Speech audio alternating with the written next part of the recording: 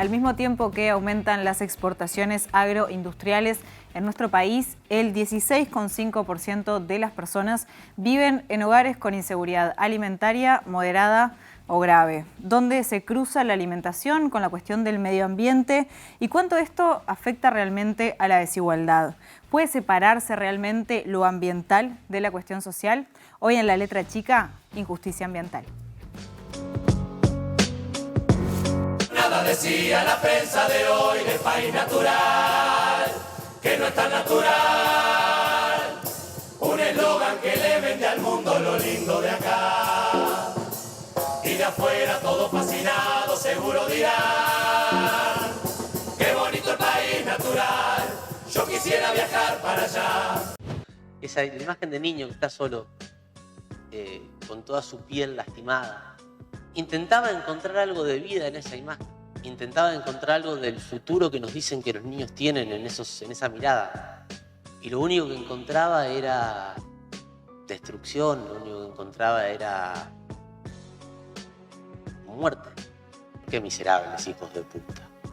No hay otra expresión para graficar, para adjetivar a quienes hoy, después de tanto tiempo y con tanta evidencia, siguen sosteniendo que hay que escuchar a los zares de la soja, siguen sosteniendo que hay que escuchar a los responsables de la introducción a nuestros territorios de volúmenes de venenos que no son permitidos en otros países, más del 40% de los químicos que se usan en América Latina que están prohibidos en otros países del mundo. Esto genera una primera apreciación de beneficio a nivel de productor imbatible. Además de esto, se trata de estrategias muy simples comparadas con otras que pudiéramos utilizar y de resultado inmediato. El 15% de las personas uruguayas vive en hogares en donde hay inseguridad alimentaria grave o moderada. Entonces, bueno, lo que se produce evidentemente no da para satisfacer o no está distribuida de forma tal que se pueda enfrentar este problema. Entonces, lo que también se pone de manifiesto en esta cátedra es que, bueno, los agroquímicos no solamente no pudieron resolver el tema del hambre en Uruguay, tampoco en el mundo, hay un 10% de la población mundial que pasa hambre, sino que además tienen impactos a la salud y al ambiente. ¿Quién controla que en determinado establecimiento digamos, se puedan volcar o se puedan utilizar determinada cantidad de pesticidas o agroquímicos en general? ¿Son las intendencias con reglamentaciones diferentes? ¿Es el gobierno a nivel central en lo que tiene que ver con el Ministerio de Ganadería, Agricultura y Pesca? ¿Tiene que ver o no salud pública en todo eso? Y, como para irlo redondeando al final, ¿qué rol está cumpliendo la academia en ese sentido? Por academia me refiero a facultades químicas, facultades, ahí está, en asesorar a los que tienen que tomar las resoluciones. Hay dos cosas que no se pueden conseguir con plata, Pino. ¿Sabes cuáles son? El afecto y el tiempo que tarda esta planta en crecer. Vos podés ser el multimillonario más grande del mundo, pero para tener una planta de esta necesitas 100 años. Y eso no se consigue con plata. Por un lado decimos que todo este sistema es para resolver el problema del hambre en el mundo, pero vemos que sigue habiendo hambre, creciendo el hambre no solo en Uruguay, en otros lugares. No quiero ser un experimento, yo ya escuché este cuento, que se lo lleve el viento. No quiero ser un experimento, yo ya escuché este cuento, que se lo lleve el viento.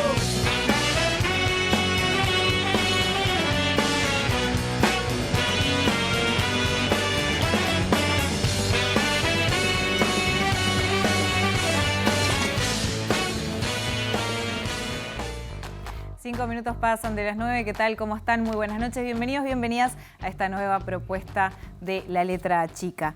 La socióloga e investigadora argentina Gabriela Merlinski, autora del libro Toda ecología es política, se encuentra en Uruguay porque cerró justamente ayer el ciclo de charlas Hay salida a la crisis ambiental, salud, ambiente y sistemas agroalimentarios, organizada por el Grupo de Trabajo, Ambiente y Derechos Humanos de la Cátedra UNESCO Derechos Humanos de la Universidad de la República, y por eso que la estamos recibiendo esta noche aquí en La Letra Chica. Muy buenas noches y gracias por estar. Muy buenas noches, gracias a ustedes por la invitación.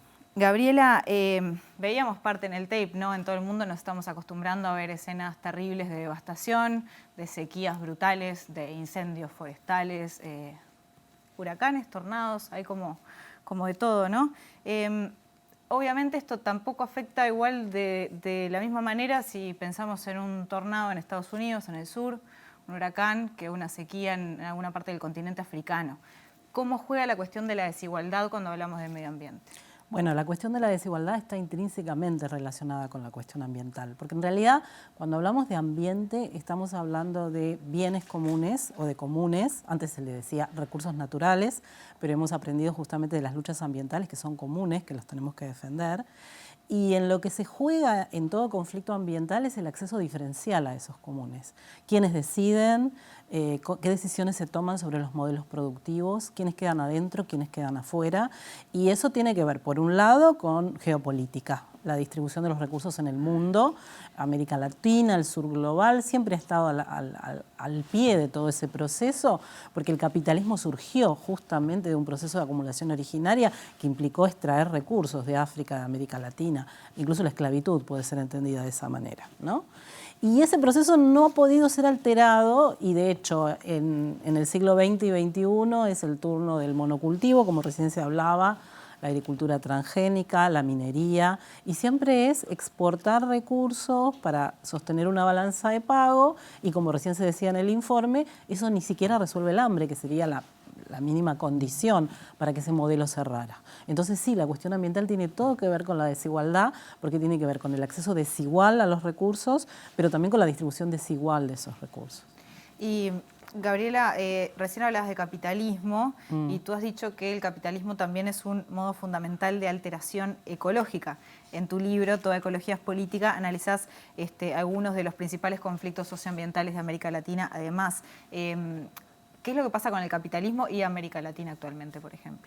Bueno, lo que vemos, sobre todo en el siglo XXI, hay un economista, historiador, que se llama Jason Moore, que dice que es el 2003 el punto clave, donde hay una crisis muy grande del régimen de acumulación capitalista. ¿Por qué? Porque se acabaron lo que él llama los baratos, los 4 baratos: la energía, los alimentos, la materia prima y el trabajo. El capitalismo funciona explotando esos 4 baratos, no porque sean baratos, porque busca abaratarlos. Cada vez es más difícil lograr eso, por eso también ha disminuido la tasa de ganancia. Y entonces, ¿cuál es la estrategia? Expandir más la frontera extractiva, geográficamente ocupar más territorio. La soja transgénica, por ejemplo, en Argentina o en Brasil, tiene mucha responsabilidad con eso, porque es un paquete tecnológico. Recién se hablaba de los agroquímicos, pero hay que pensarlo como un paquete completo. La semilla, la forma de uso, la comercialización, la apropiación de la semilla. Y ese paquete se adapta a menos precipitaciones. Eso ha implicado que se expandiera este cultivo a zonas que antes no se cultivaba, y eso es, por ejemplo, deforestación. Entonces, es esa voracidad por recursos y por expansión la que genera estas contradicciones brutales con la preservación de la naturaleza. Uno de los grandes emergentes de ese proceso es la crisis climática, ¿no? Estos días es la COP27, hay muy pocos resultados, los diagnósticos que hacen los especialistas, el IPCC, es que solo tenemos hasta 2030 para reducir drásticamente emisiones y no pasar a un nivel de calentamiento global que es altamente peligroso. Y sin embargo, eso no pasa porque el capitalismo necesita explotar hasta la última gota de petróleo. O sea, no hay un acuerdo para algo que sería central, que es generar tope de recursos. Necesitamos dejar los fósiles en el suelo. Es clave para que la vida en el planeta no se vuelva tan difícilmente, irreversiblemente compleja. Y bueno, y eso en una sociedad capitalista es muy difícil de discutir porque lo que prima es la idea de la ganancia. ¿Y cómo se podría llegar a que realmente cambie algo? Porque hablabas de la COP27, este año señalaban un aumento importantísimo de la cantidad de lobistas que estaban allí presentes, por lo cual en realidad la situación urge cada vez más tomar medidas drásticas a nivel político y ya supranacional respecto a esto, y sin embargo parecería ser que el camino es el contrario. Se hablaba también, yo que sé, de Coca-Cola, por ejemplo, siendo sponsor de la COP27, esta cumbre climática que integran tantos países. ¿Por qué camino se va? Y en esto también quería preguntarte, ¿qué rol cumple la militancia social? Sí, hay un tema con la cuestión ambiental, que es la gran cuestión, el giro político de nuestro tiempo, eso es lo que yo digo en el libro, porque cada vez más vemos movilizaciones por ese tema y cada vez más se hacen conexiones, ¿no?, entre los derechos humanos, la salud, el ambiente. Se ha vuelto un tema central para la reproducción de la vida de todos, de todas, ¿no? Pero a nivel global no pasa lo mismo, porque en realidad la globalización de la cuestión ambiental viene del siglo pasado, la década del 70, la primera cumbre fue en Estocolmo, y es esa idea de compatibilizar el ambiente con la economía. Entonces, mientras el camino sea ese de compatibilizar y de poner primero la economía, después el ambiente, es muy difícil que saquemos resultados de esas conferencias. De hecho, también hay un problema ahí geopolítico con lo que se llama la deuda ecológica, porque en realidad nosotros estamos siempre tremendamente estrangulados, ¿no?, por la deuda. Argentina en este momento está pasando por una situación muy crítica, pero los análisis mirados de la economía ecológica, es decir, todo lo que el norte extrajo del sur en términos de metales preciosos, agua virtual, porque por ejemplo un chip de celulosa se lleva agua dulce muy valiosa, biodiversidad, alimentos, semillas, patentamiento de semillas, en realidad es algo de lo que se han apropiado sin pagar nada a cambio. Entonces hay una deuda ecológica del norte con el sur. Si pudiéramos discutir eso a nivel global, ese sería un camino. Pero es un camino que implica enfrentar la desigualdad. ¿Quién quiere hacerlo? Y en esto hay una cuestión también de hipocresía en lo que refiere a los discursos más de países desarrollados o primermundistas que ya extrajeron o ya explotaron, entonces ya se encuentran en determinado lugar criticando a países que están en desarrollo y que tienen que hacer uso de las mismas energías que ellos hicieron uso porque es más económico, porque es lo que está a la mano. Sí, claro. Hoy leía un informe a propósito de este escándalo de estos días. El 70% de las emisiones es responsabilidad de los países del norte global, solo el 30%, acumulativamente hablando. Claro. ¿Cuánta población vive en el norte global? El 17% de la población. Entonces hay también una desigualdad tremenda, porque el Acuerdo de París lo que ha hecho fue decir, bueno, nos queda un tope para seguir emitiendo, pero ellos se niegan a distribuir esas emisiones por cantidad de población. Quieren tener el derecho a llegar primero para emitir lo poco que queda por emitir. En esa disputa está en este momento Estados Unidos, varios países de Europa, China. Por eso también en las COP se forman bloques, ¿no? Porque hay intereses muy dispares, muy en oposición. No son los mismos intereses.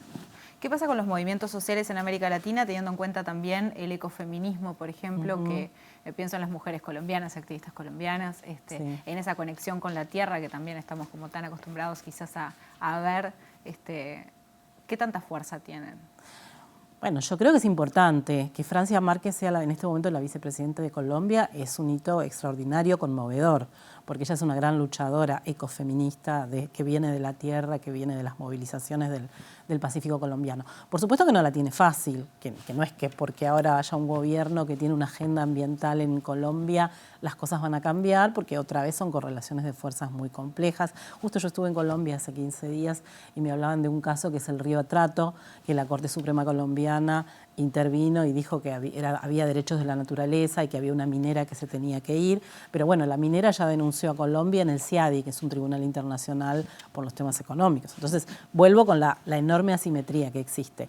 Pero sí, en toda América Latina hay movilizaciones muy intensas que conectan mucho la trama de la vida, las semillas, los alimentos, el trabajo, la vivienda. Yo digo en el libro que el gran giro político de nuestro tiempo es la cuestión ambiental, porque finalmente por abajo sí se conecta la cuestión social con la cuestión ambiental. Entonces sí hay si uno va a una asamblea ciudadana en Argentina que está disputando por la minería, o si uno habla con las organizaciones de los pueblos fumigados, o si uno acá en Uruguay habla con la gente que defiende el derecho al agua o las zonas costeras, uno ahí encuentra argumentos muy interesantes para pensar una nueva agenda para enfrentar la desigualdad ambiental. El tema es qué capacidad, mejor dicho, qué disponibilidad hay en los regímenes institucionales y políticos para escuchar estas voces, ¿no? Y en esta nueva agenda mencionabas Colombia, Francia Márquez, y bueno, Petro, al menos en este corto tiempo, ha hecho muchísimas referencias a lo que refiere a medio ambiente, más allá después de lo que pueda llevar adelante o no. Sabemos que en Colombia es difícil, además es un país que es peligrosísimo para los líderes y las líderes ambientales. Creo que el año pasado fue el segundo con más asesinatos. Pienso ahora en la victoria de Lula en Brasil. ¿Te parece que de alguna manera la izquierda o el progresismo tiene una sensibilidad diferente que la derecha, o la derecha tiene una sensibilidad diferente con la cuestión medioambiental? ¿Notás diferencias en eso? Sí, empieza a haber también una agenda de la derecha con la cuestión ambiental, que es lo que en el libro llamo yo la modernización ecológica, que es de nuevo intentar reconciliar economía con ambiente, ir por la economía verde, proponer siempre una solución que para mí es una falsa solución, que es esperar que la tecnología lo resuelva, ¿sí?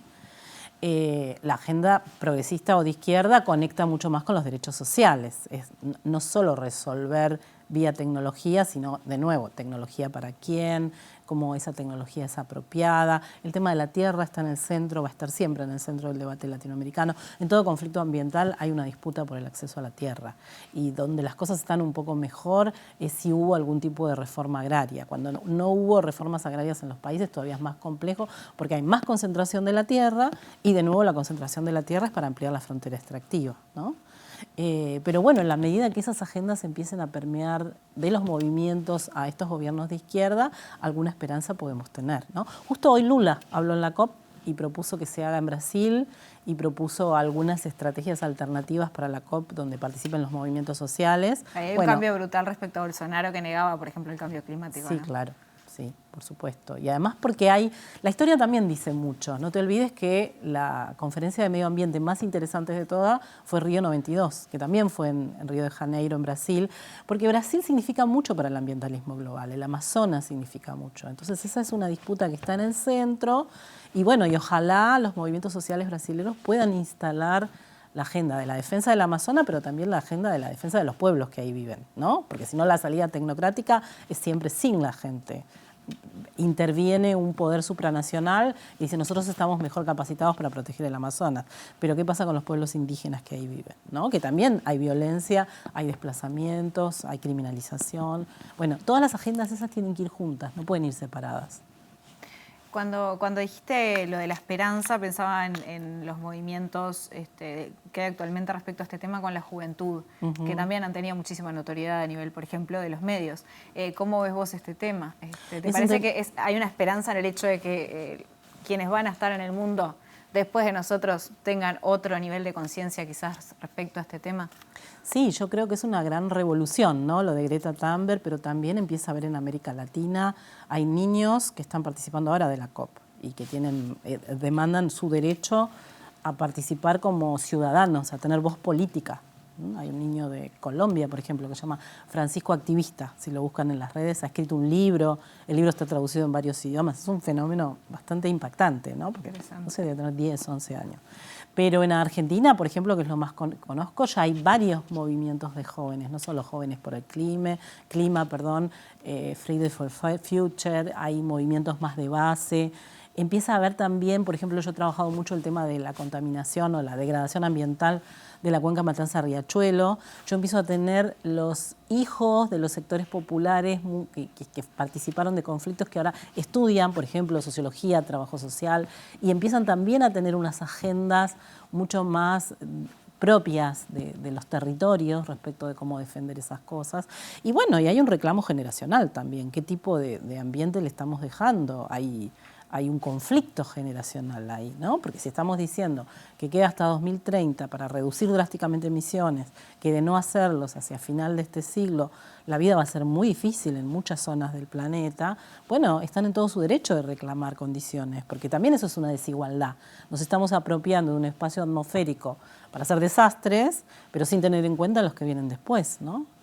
Y entra acá también la cuestión de la justicia ambiental y lo que se habla de la justicia climática, de que paguen más quienes ya dañaron de determinada manera al mundo y otros pagan las consecuencias. Sí, en la justicia climática es como tiene una articulación muy interesante con justicia ambiental, que son movimientos también de finales del siglo XX, que hubo también incluso en Estados Unidos, movimiento afroamericano, en Brasil el MST, pero con justicia climática se agrega esta discusión más geopolítica global, que es decir, bueno, va a haber como un ajuste de seguir las cosas así en términos de adaptación. Las políticas de cambio climático se dividen en mitigación, que es reducir emisiones, adaptación, que es adaptarse, porque incluso ahora si paráramos por completo las emisiones, los gases tienen un efecto acumulativo y seguiría habiendo calentamiento. Y adaptarse sale carísimo igual. Y sale carísimo, exactamente. Se viene discutiendo hace un montón qué parte del presupuesto de los países, entre comillas, desarrollados van a destinar a los países en desarrollo para adaptación. Y bueno, todos los análisis dan, incluso hasta la última COP, que todas las transferencias financieras no se concretan en ese flujo del norte al sur. En realidad hay flujo del norte-norte. Entonces los movimientos de justicia climática discuten eso, pero también discuten las adaptaciones en los territorios. Si te tocó, vuelvo al caso del riachuelo, vivir en una zona inundable, sin acceso a agua potable, con contaminación por plomo, y no elegiste, porque en realidad porque tenías trabajo mal pago o eras desempleado o desempleada, fuiste a vivir en un lugar que no tiene valor económico en el mercado, que es en general un lugar contaminado, degradado. Si a eso le agregas las inundaciones por cambio climático, porque acá nos van a afectar, el Río de la Plata, en el caso de Buenos Aires, funciona en reversa cuando hay subestada. Entonces el agua del Río de la Plata entra por las cuencas. ¿Y a quién le toca? A la gente más vulnerable. Entonces es una discusión otra vez sobre quién va a pagar las consecuencias, quién va a tener que absorber la carga mayor, siendo que no generó o no tiene responsabilidad estructural en ese daño, ¿no? Gabriela, voy a aprovechar que te tenemos acá, ya tenemos que ir cerrando, pero porque vamos a abrir el próximo bloque hablando de eso. ¿Qué rol tiene el agua en todo esto, el agua potable, el agua dulce? Y es muy importante. El Río de la Plata, tanto para ustedes como para nosotros, es una, pongámosle muchas comillas, una ventaja extraordinaria que tenemos, porque en el mundo no es nada fácil conseguir agua dulce superficial. Y pareciera que la estamos usando bastante mal, porque nos acostumbramos a esa abundancia y creemos que es infinita. De nuevo, este mito del progreso, de la expansión ilimitada en la extracción de recursos. Y creo que tenemos que empezar a cuidar mucho mejor esa reserva de agua, porque no es tan obvio ni tan fácil potabilizar agua superficial en el resto del mundo, ¿no? Entonces, cuando la disputa se ponga más crítica, eso también va a entrar en la discusión. Ojalá nos demos cuenta a tiempo. Gabriela Merlinski, muchas gracias por estar Gracias en a La Letra ustedes. Chica. Muchas gracias. Quédense que en unos minutitos ya venimos, seguimos charlando de medio ambiente y de estos temas.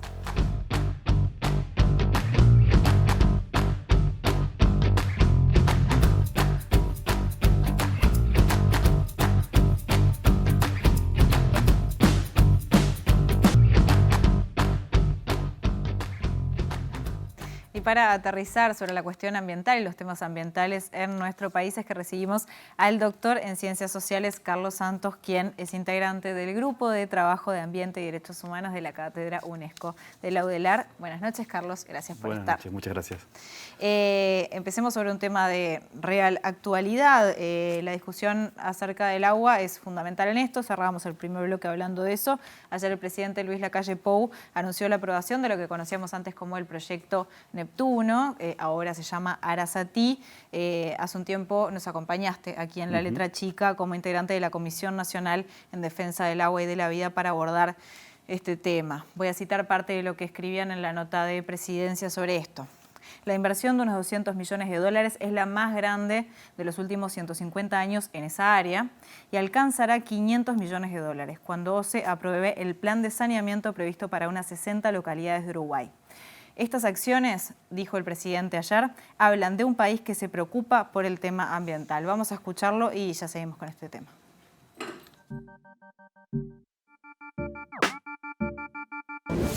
Después de una larga peripecia que termina hoy, una etapa importante en el directorio de OCE, se ha aprobado el proyecto Arasatí. Para que se hagan una idea, es la inversión más grande en este ámbito, en esta área, de los últimos 150 años del país.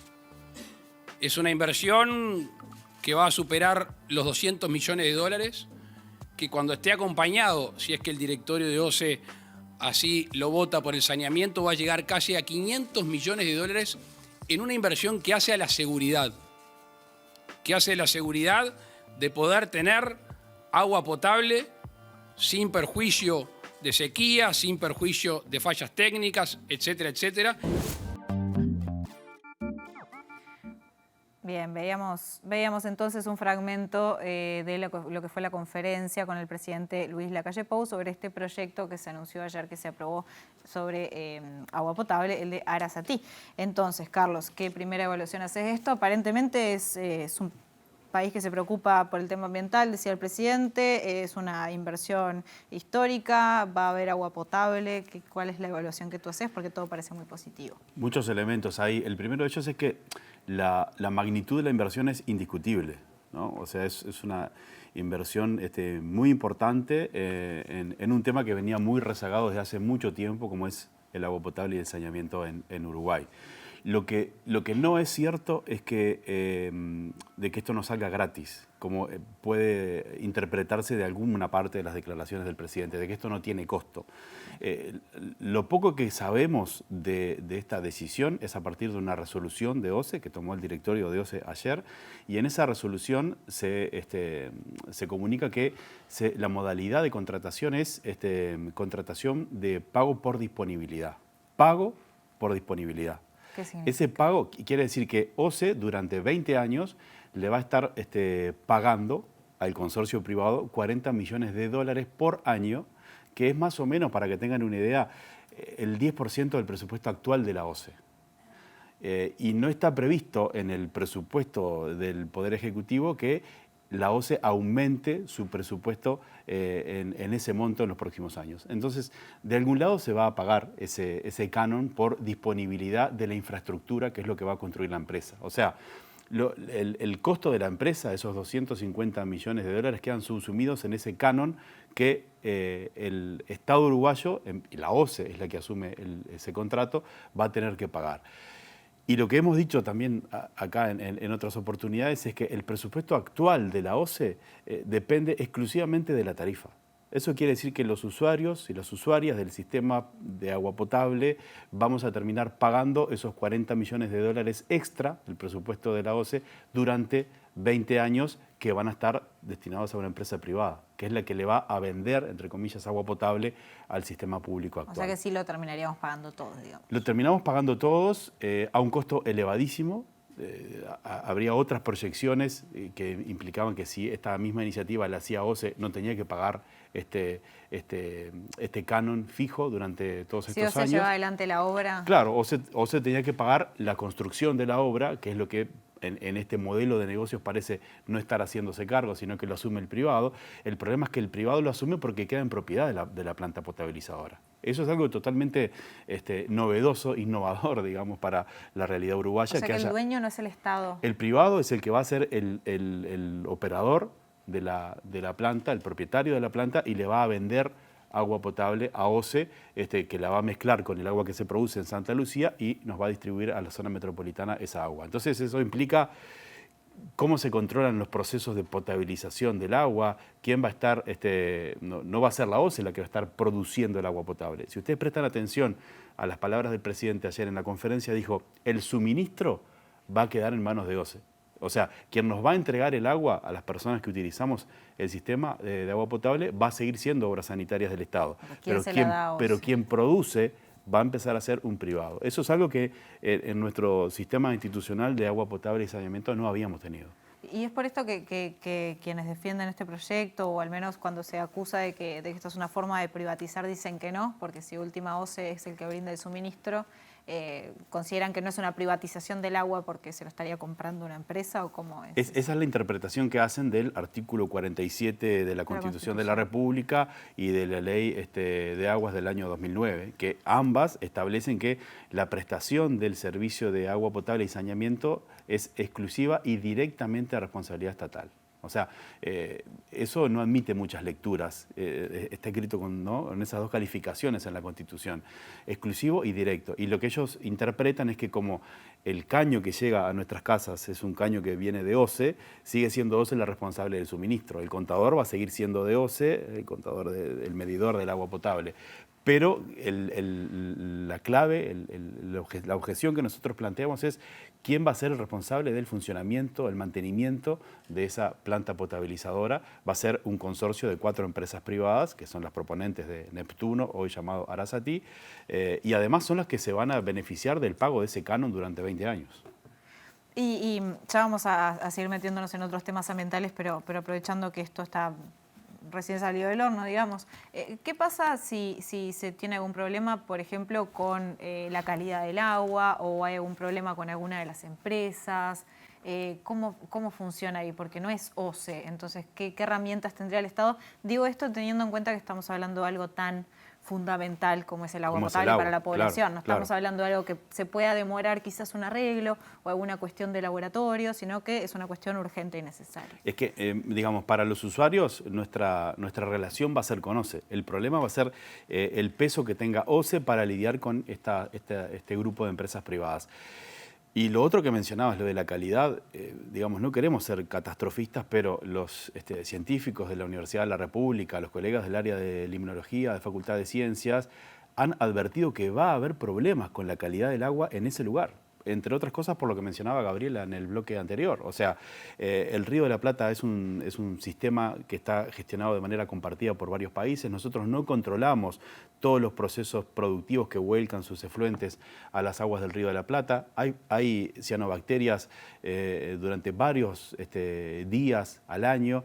La salinidad es muy importante en esa zona. De hecho, el proyecto que termina aprobando el directorio de OCE incluye una reserva de agua dulce que en el proyecto original de las empresas privadas no estaba y que fue muy discutido, el famoso polder, que es un lago artificial de 200 hectáreas donde va a haber agua potable disponible para los momentos en los cuales el agua del Río de la Plata tenga una salinidad que no permita su potabilización.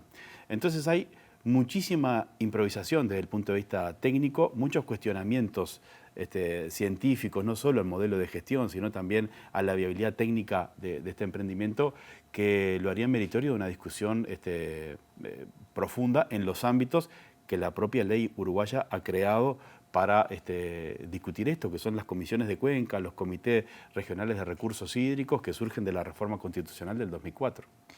Tomando lo que son las diferentes actitudes que han tenido los gobiernos en lo que refiere a cuestiones medioambientales, Carlos, ¿pensás que, por ejemplo, durante los gobiernos progresistas en Uruguay, durante esos 15 años del Frente Amplio, los temas ambientales fueron como un talón de Aquiles ahí? Pienso lo que pasó con UPM, todo lo que pasó con Aratirí, las pasteras con Argentina. Hay otra socióloga argentina que trabaja en temas ambientales, que es Maristela Esbampa.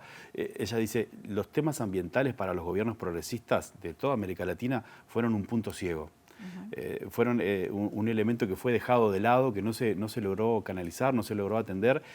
Y en mi lectura del proceso progresista en Uruguay, yo creo que fueron parte de los temas que llevaron al desgaste del proceso de la hegemonía progresista, ¿no? O sea, no haber dado cuenta cabalmente de los procesos de conflictividad ambiental, no haber atendido las demandas de los diferentes colectivos sociales en cada uno de esos casos que vos mencionabas y otros, sin duda fue horadando la legitimidad del proceso del progresismo. Y de hecho, si vemos las nuevas expresiones políticas que emergen a partir de las elecciones de 2019, ¿no? Incluso en el Parlamento, hay ahí también una disputa de la temática ambiental, una captura de la temática ambiental en clave electoral.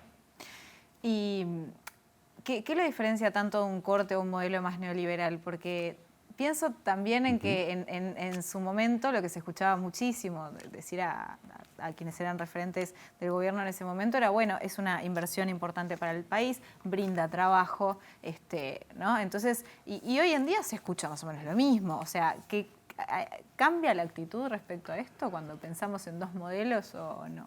Si lo miramos desde el punto de vista estrictamente ambiental o ecológico, las consecuencias son muy similares. Cuando planteamos esta idea, digamos, la contraposición entre neoliberalismo y progresismo, tenemos que pensar también que toda la institucionalidad ambiental en nuestro país surge durante los gobiernos neoliberales, ¿no? O sea, la creación de una dirección de medio ambiente es del año 1990, del gobierno de la calle Herrera, ¿no? Entonces, el hecho de que en este gobierno actual, conservador, también se haya prestado atención institucional a la cuestión ambiental, sin duda se está conectado y es una mirada particular de lo ambiental. Si lo miramos desde la matriz económica, ¿no? Esa dependencia de la explotación de los recursos naturales de nuestro país convertidos en commodities, ¿no? Ahí hay una línea de continuidad entre la estructura económica de los gobiernos neoliberales y de los gobiernos progresistas. La diferencia, me parece, radica en qué se hace con esos recursos, ¿no? Pero no hay un cuestionamiento de cuál es nuestro modelo de producción y la inserción internacional que ese modelo genera. manera. Entonces ahí me parece que hay lecturas que deberían hacerse para poder encontrar esas diferencias, esos matices. Hoy en producción hablábamos y una expresión que yo no conocía sobre el ecofascismo, cuando hablamos de temas medioambientales. ¿Esto qué vendría a ser? ¿Cómo se expresa justamente? ¿Y es algo que se puede encontrar en Uruguay de alguna manera?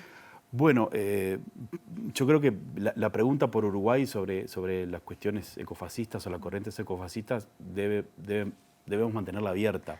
No me animo a dar una respuesta tajante sobre eso. Pero algo que es muy interesante es que todo el pensamiento sobre el ambiente, la cuestión ambiental, desde sus orígenes a fines del siglo XIX, ha estado muy atravesado por cuestiones muy conservadoras que podríamos llamar de corte ecofascistas. La preocupación, por ejemplo, por el crecimiento demográfico, la explicación de los problemas ambientales a partir del crecimiento demográfico o de la pobreza, tiene un corte, se dice, neomalthusiano, ¿no? Esta idea de que el control de la población es lo que va a solucionar la problemática ambiental y no, por ejemplo, el foco en la distribución de los alimentos, ¿no? Que me parece que está vinculado con lo que estaban viendo. Entonces, en ese sentido, sí, en este momento, sobre todo en algunos países de Europa, hay un auge de movimientos de base ecofascista que lo que están tratando es de reactualizar estas propuestas de el control del crecimiento poblacional como una estrategia de enfrentar la crisis ambiental. No sé si tenemos ecofascismo en Uruguay, creo que sí tenemos, como novedad de los últimos años, sectores muy conservadores de la política, incluso, como lo mencionaba, con representación parlamentaria, que están capturando la cuestión ambiental como parte de su agenda y me parece que eso tenemos que tenerlo presente y quizá esté relacionado con la pregunta anterior, quizá esté relacionado con todo aquello que el progresismo no logró ver, no logró atender y que quedó ahí suelto para que vinieran otros actores del espectro político y lo capitalizaran. Yo no quiero decir que el electorado de determinados partidos o sectores sea ecofascistas, sino que son electores que se vuelcan por esas opciones que tienen, me parece, un corte, un tenor muy conservador en relación a la problemática ambiental. Carlos, hablamos de este proyecto Arasatí. ¿Cuáles son las otras cuestiones urgentes, digamos, que se están dando en Uruguay o que hay que mirar o prestar atención en este tiempo? A mí me parece que toda la discusión en torno al proyecto Arasatí tiene como contrafondo algo que Eduardo Gudinas ha llamado la gran renuncia ambiental del Uruguay, en una columna que publicó en el semanario Brecha y que está vinculado con lo que planteaba Gabriela Merlinski en el bloque anterior, esta idea de considerar al Río de la Plata como una fuente infinita de agua potable, ¿no? que formó parte de los anuncios del Poder Ejecutivo en el día de ayer. Ni el Río de la Plata es una fuente infinita, ni ahí está la solución a los problemas del agua potable de nuestro país, sino que la solución está en recuperar la calidad ambiental de los territorios que producen agua. Ese es uno de los principales problemas que tenemos hoy. La cuenca del río Santa Lucía, aplicar las medidas que se comenzaron a diseñar desde el año 2013 y cuya aplicación hoy está en entredicho, por lo menos, es lo que nos permitiría recuperar el río que nos abastece de agua potable. Y esto mismo podría ser una muy buena plataforma de protección ambiental en todos los territorios que producen agua en Uruguay, ¿no? Y de los cuales dependemos para nuestra vida. Eso está directamente vinculado con la transformación de los sistemas productivos. O sea, ¿cuál es el problema de potabilizar agua de la cuenca del Santa Lucía? Los sistemas productivos que están allí contaminando, que están liberando plaguicidas, como los que ustedes mostraban en el informe de inicio, pero también fertilizantes, que en principio parecen inocuos para la salud, pero que liberados al ambiente y acumulados en el ambiente generan problemas graves de calidad de los recursos hídricos. Entonces ahí hay un gran debe que tenemos como país, que es volver a recuperar la calidad ambiental de nuestros territorios, lo cual implica tomar decisiones en clave de promover sistemas de producción agroecológica, poner limitaciones estrictas para el avance de los sistemas productivos vinculados a los monocultivos, tanto al agrícola como al forestal, y después, digamos que toda la muy buena legislación ambiental que tenemos en el país se aplique. ahí tenemos un problema muy grande porque tenemos medidas legislativas muy buenas, pero que no están siendo llevadas a cabo, ¿no? El ejemplo más grave, me parece, de esto es lo que ha sucedido con el vivero de UPM, ¿no? Donde por denuncias de colectivos ambientales en la zona de Guichón, en el departamento de Paysandú, se constató que se estaban utilizando sustancias prohibidas en Uruguay, y en lugar de ir por una protección ambiental cabal, basada en nuestra legislación, lo que se hace es modificar la legislación y permitir esos plaguicidas, ¿no? Entonces, me parece que ahí tenemos serios problemas. Claramente hay que mirar por ahí. Carlos Santos, muchísimas gracias. Gracias a ustedes. Bien, quédense, seguimos en La Letra Chica en unos minutitos nada más.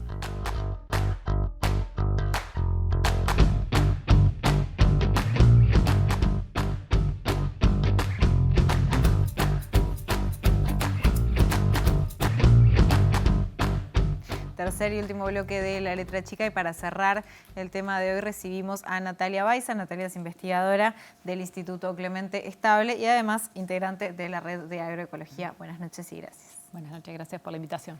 Natalia, comencemos contando un poco a qué se dedica la red, cómo es que surge, qué es lo que hacen puntualmente. Bueno, la Red de Agroecología del Uruguay surge como formalmente en 2005, pero bueno, gracias a toda una trayectoria de actividad previa de productores agroecológicos, a los que se suman también consumidores, técnicos, que bueno, todos buscan promover la agroecología, destacando todos los efectos positivos que tiene, bueno, tanto económicos como sociales como ambientales. Entonces, se producen alimentos agroecológicos, frutas, verduras, procesados, algo de carnes, que se comercializan en mercados de cercanía, en ferias, canastas, en las chacras.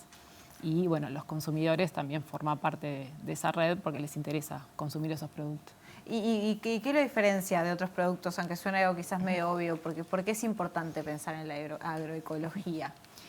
Y bueno, la agroecología cuestiona todo este modelo que se ha venido hablando hasta ahora, ¿no? De extractivista, centrado en el capital, que es contaminante. Entonces, en la producción agroecológica no se utilizan plaguicidas, no se utilizan transgénicos, se busca, bueno, cuidar el agua, la salud del suelo, producir diversidad de alimentos, que eso va a ser sano para el que lo come, no se va a contaminar el ambiente, y además de una forma de distribución más equitativa, más justa, ¿no? Claro. O sea, por ejemplo, yo como consumidora no voy a estar comprando un alimento de una gran industria que produce procesados, sino sé que ese dinero va a ir a un productor familiar, una productora familiar que elabora en su chacra estos alimentos. ¿Y cómo estamos en la cuestión de lo que refiere a los alimentos que producimos en Uruguay, a los alimentos que consumimos en Uruguay? Bueno, la gran mayoría es producido de forma convencional, o sea, con uso de plaguicidas, si sea alimentos frescos o alimentos procesados. Lamentablemente está comiendo mucho alimento procesado que en el fondo el origen pueden ser alimentos transgénicos como soja, maíz, que son muy económicos y producidos en gran cantidad en el Uruguay. Y hay poca producción agroecológica, no solo por la red, sino hay otros productores, otras redes que están fomentando la agroecología, y es lo minoritario, digamos, hoy día. ¿Y cómo podemos, por ejemplo, quienes estén interesados o interesadas en decir, bueno, si yo quiero comer algo ecológico, primero, ¿a dónde me acerco? Y segundo, ¿cómo puedo darme cuenta de que es alguna forma de certificación? ¿Cómo me doy cuenta? Bueno, estos productos, como decía, los comercializan los productores directamente, o sea, sale del circuito tradicional a través del mercado modelo. O sea, la idea es que lleguen frescos, que los productores lo vendan directamente en ferias, en canastas, en grupos de consumidores, o se pueden ir a comprar a chacras. También hay algo en los supermercados, entonces cuando no se vende directo, es necesario certificar y poner un sello, que hasta hace un año y medio la Red de Agroecología llevaba esa actividad también de certificación de productos ecológicos. Era una certificación participativa, o sea, donde intervenían otros productores, productoras, consumidores, técnicos, y son los que avalaban que eso estaba producido bajo las normas ecológicas. Y después el sello de la Red de Agroecología, eran unas hojitas que dice ecológico. ¿Y por qué dejaron de serlo? Bueno, y en julio del año pasado el Ministerio de Ganadería, Agricultura y Pesca, que es la autoridad competente en este tema, inhabilitó la Red de Agroecología para continuar esa actividad que se venía haciendo ya desde hace años, pero desde 2015 habilitado por el Ministerio. ¿Y qué justificativo les dieron? Y bueno, en un momento, bueno, la red de agroecología tenía que regularmente pedir una renovación de esa habilitación. Bueno, se demoró ese trámite de renovación y el Ministerio, bueno, argumentó que había algunos problemas que, bueno, yo entiendo que se podían subsanar no inhabilitando, y luego comentaban que querían cambiar la normativa nacional respecto a la certificación. De hecho, pasó eso. O sea, este año se elaboró un nuevo decreto respecto a la certificación. El decreto anterior, que estaba vigente desde 2008, reconocía estos sistemas participativos de garantías para certificar, que son sistemas más accesibles para la producción familiar, más para el comercio local. El nuevo decreto no los incluye en su texto. Luego se armó una reglamentación asociada a ese decreto que sí los menciona, pero de todas maneras tiene una serie de exigencias que no son acordes a una certificación participativa, sino más bien a una empresa de tercera parte. Y además el Estado ahora es quien está certificando, bueno, recién comenzó ahora a certificar predios ecológicos que estaban, bueno, desde julio del año pasado se había suspendido esa actividad, los productores estuvieron más de un año sin certificación. ¿Y qué le significa para un productor estar sin certificación? Y bueno, digamos que no, para las grandes superficies no pueden vender porque no hay garantía de que es un producto. Y bueno, también para los consumidores, bueno, saber que ese alimento se elaboró de esa forma. No solo por el sello, además, porque el sistema participativo cumplía funciones también de formación, de intercambio entre productores, decían visita a los predios, de coordinación para comercializar, tiene otros sentidos. Los consumidores también van a los predios, saben cómo se produce ese alimento, conocen a los productores. Desde la red, en un comunicado, ustedes dijeron que el gobierno miente en lo que refiere a las certificaciones. ¿A qué se referían con eso? Bueno, eso fue un comunicado bastante fuerte que salió después de todo un proceso de negociaciones o intercambios con el Ministerio, donde hubieron reuniones, no es que fuera de un día para el otro, donde se comentaba, fue como la información fue llegando de a poco. Bueno, primero se inhabilitó la red, no se aclaraba cuándo se iba a volver a abrir un llamado a certificadoras, porque la red estaba registrada en el Ministerio. Después se dijo que en algún momento se iba a abrir, después que no, que este decreto nuevo iba a incluir a los SPGs, pero en la redacción del decreto no se incluyen a los SPGs. Entonces, eso surgió justo en un día que compañeros de la red estaban reunidos con el subsecretario del Ministerio de Ganadería. El subsecretario les decía que sí, que se iban a incluir estos sistemas, y en el mismo momento estaba saliendo el decreto sin ese texto. Entonces, bueno, fue una reacción de la red de agroecología frente a todas estas inconsistencias en el discurso, digamos, y que también se iba a hacer una certificación de los predios, y bueno, se demoró como 1 año y medio en retomar la certificación. Hasta ahora se han certificado muy pocos predios. O sea, el Ministerio, lo que es una lástima, que no tiene experiencia en certificación ecológica, y no está aprovechando toda esa experiencia de años que ya se venía llevando a cabo, que además de certificar, promovió que más productores se sumen a la red de agroecología y a la producción agroecológica. Entonces se desconoce toda esa experiencia. Y mirando más allá de lo que es la certificación, entendiendo la importancia que tiene, pero ¿cuál ha sido la actitud, por ejemplo, del Ministerio respecto a la cuestión agroecológica? ¿Hay planes para fomentarlo, para informar, o cómo es? Sí, eso también llama la atención, porque en nuestro país desde el 2018 hay una ley aprobada de promoción de la agroecología, que creó una comisión para elaborar un plan nacional de agroecología. Bueno, ese plan llevó su tiempo a elaborar, se pidió presupuesto, el presupuesto que se dio finalmente, luego de un esfuerzo, es 1,5 millones de pesos anual para todo un plan nacional de agroecología, que incluye temas de promoción de la producción, pero también la comercialización, educación, investigación. Y en ese plan de agroecología, hay un proyecto que busca fomentar los sistemas participativos de garantía. Pero entonces vemos, por un lado, que está ese plan de agroecología, pero no se está invirtiendo ni se está concretando las acciones. Y para quienes quieran, por ejemplo, acercarse a la red para informarse, ver cómo trabajan, ¿cómo puede hacerlo, por ejemplo? Bueno, hay una página web, reddeagroecología.uy, también en Facebook, y quienes se quieran acercar tienen que acercarse a una de las regionales que se llaman, que en diferentes lugares del país funciona, y donde se acercan a las personas que ya la están integrando, pero después también en ferias, sobre todo lamentablemente por ahora en Montevideo, por alguna en Canelones, o a los productores. Perfecto. ¿Y notás que hay más interés últimamente por estos temas o no? ¿O más personas que se acercan, quizás una mayor conciencia? Sí, yo creo que sí, cada vez está hablando más del tema, que también es un peligro porque se ha como desvirtuado un poco lo que es realmente la agroecología, que incluye todos estos temas ambientales, pero también sociales. Y también incluso durante la pandemia, bueno, los productores agroecológicos vieron que empezaron a vender más, la gente se empezó a preocupar más por lo que comía, cocinar en su casa, una compra directa. Yo participando de un grupo de consumo nos pasó que, bueno, estábamos tranquilos de que no nos iba a faltar ese alimento, porque no depende de la agroecología de un insumo que viene del exterior o de un producto que venga de otro lado. Entonces, es parte de la soberanía alimentaria del país. Natalia Baiza, muchísimas gracias. No, gracias a usted. Bueno, muchísimas gracias por acompañarnos esta semana y por estar. Nos volvemos a encontrar el lunes, quédense que se viene sobre ciencia. Y bueno, el lunes esperemos estar nuevamente con nuestro adorado Jorge Temponi, que te mando un beso enorme. Nos vemos.